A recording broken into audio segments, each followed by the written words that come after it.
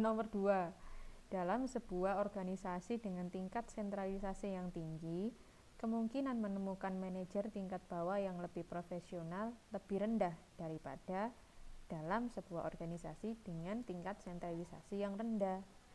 Karena desentralisasi memberikan,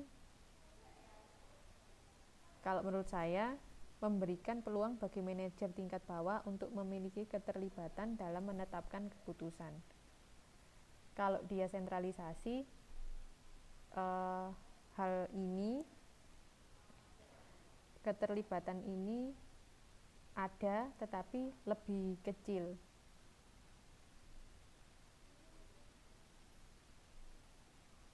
Jadi menurut saya C. Bagaimana teman-teman? Kalau teman-teman gimana?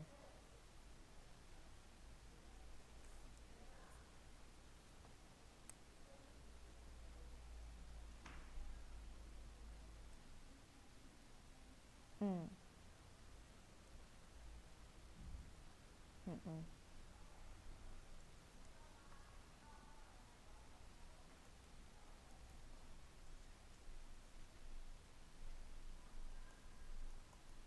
Ya. Oke, sip.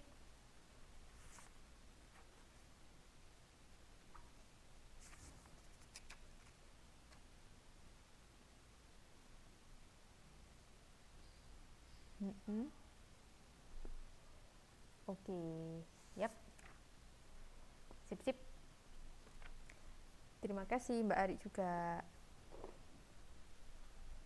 Mari.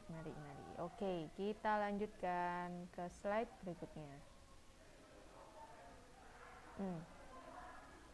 Tadi setelah kita ngobrol-ngobrol sama Bapak Aston mengenai penelitiannya, sekarang kita lanjut ke Charles Perrow. Beliau Pak Sulastri nggak bagi-bagi. Oke. Menurut beliau membagi 2 dimensi kegiatan kerja, yaitu yang pertama variasi tugas dan yang kedua kemudahan analisis. Variasi tugas itu banyaknya tugas atau banyaknya hal yang tak terduga atau hal baru dalam proses pekerjaan. Sedangkan kemudahan analisis ini maksudnya jika dia mudah dianalisis, pekerjaannya mudah dianalisis, berarti menunjukkan langkah-langkah yang jelas, bersifat mekanik, dan penyelesaian masalahnya mudah. Kita lihat di sini. Nah, silakan teman-teman lihat gambar 5.2. Di situ gambarnya juga agak perlu diperbaiki karena di situ kan ada 2. Bentar. Di situ kan ada 2 teknologi non rutin.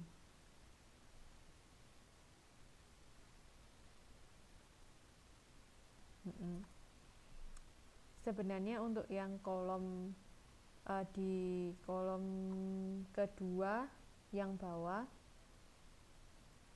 itu ada 2 Mbak. Yang non rutin kan ada 2. Yang kolom kedua teknologi non rutin itu yang bawah teknologi engineering, seperti itu. Yang pertama craft, rutin, non rutin, kemudian engineering. Oke. Nah, untuk yang craft dia variasinya rendah, variasi tugasnya rendah, kemudian kemudahan untuk mengevaluasinya itu rendah. Jadi, contohnya para pengrajin itu dia teknologi craft. Seperti yang kita tahu tadi, teknologi craft itu kan yang sifatnya khusus dan perusahaannya kecil, seperti itu. Kemudian teknologi rutin. Jika variasinya rendah dan kenapa dia kemudahan rendah itu berarti apa teman-teman? Ya, industri kerajinan. Kemudahan rendah itu maksudnya apa? Kemudahan tapi rendah. Ada juga kemudahan yang tinggi.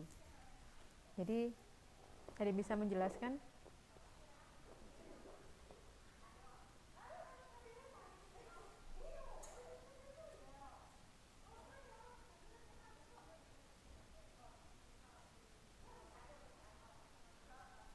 Halo.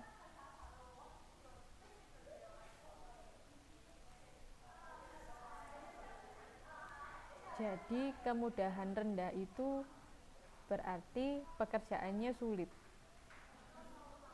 Gitu ya. Maksudnya sulit. Sulit untuk tidak jelas gitu loh. Mbak Sulastri kebalik. Jadi mudahnya itu mudahnya rendah dengan mudahnya tinggi. Mudahnya tinggi itu kan berarti gampang banget. Mudahnya rendah berarti tidak gampang. Seperti itu. Kenapa kok tidak gampang? Karena misalnya pengrajin. Dia kan tugasnya misalnya pengrajin kaca, ya sudah membuat kaca aja. Tapi kemudahannya dia itu tidak, kejelasan membuat kacanya itu tergantung dari pesanan.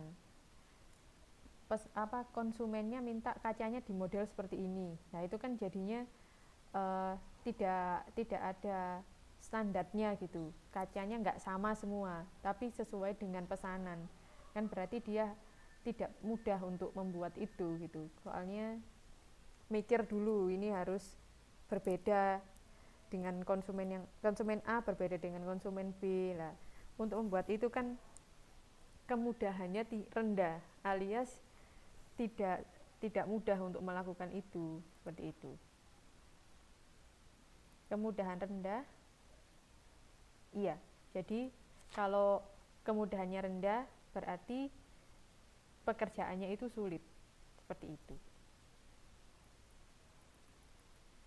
Bagaimana teman-teman?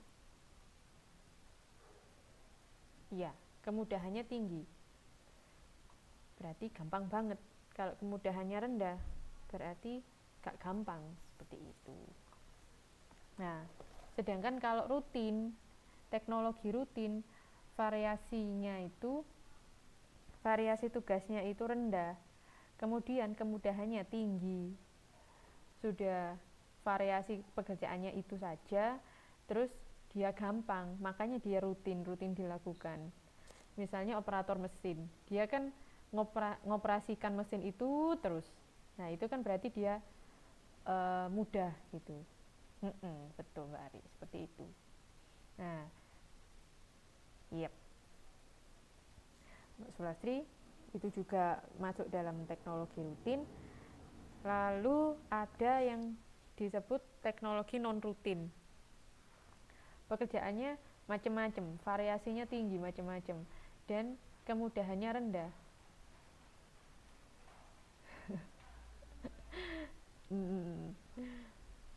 Oh, Mbak Jasmine di bank, kerjanya di bank di sini. Oke. Kalau yang teknologi non rutin, dia sudah sulit, terus variasinya tinggi.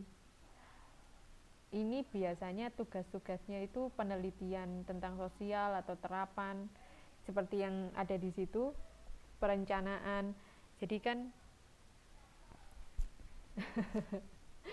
kalau melakukan perencanaan strategi, kan enggak setiap bulan itu ada strategi gitu.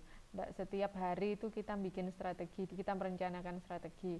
Tapi strategi itu kan dibuat untuk ada yang jangka pendek, ada yang jangka panjang, seperti itu. Dan untuk membuat suatu strategi itu tidak mudah.